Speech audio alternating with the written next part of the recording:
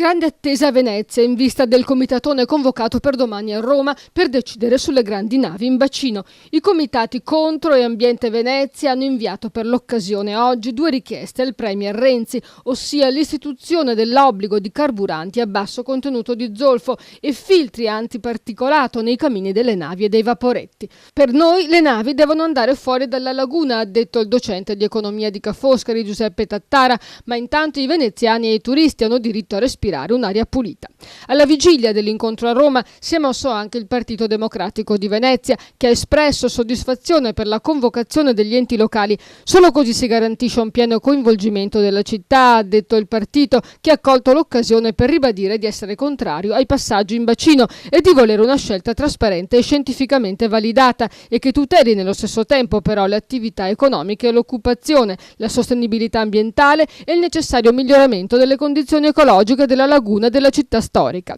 Insomma, la quadratura del cerchio. Il comitatone potrebbe anche servire per evitare quella che si preannuncia come un'altra battaglia navale lungo il canale della Giudecca il 7 e l'8 giugno, perché il comitato No Grandi Navi ha annunciato che non farà passare i giganti per 2 giorni interi e il ministro dell'Interno Alfano, giunto ieri a Venezia, ha invece chiarito che non tollererà azioni violente.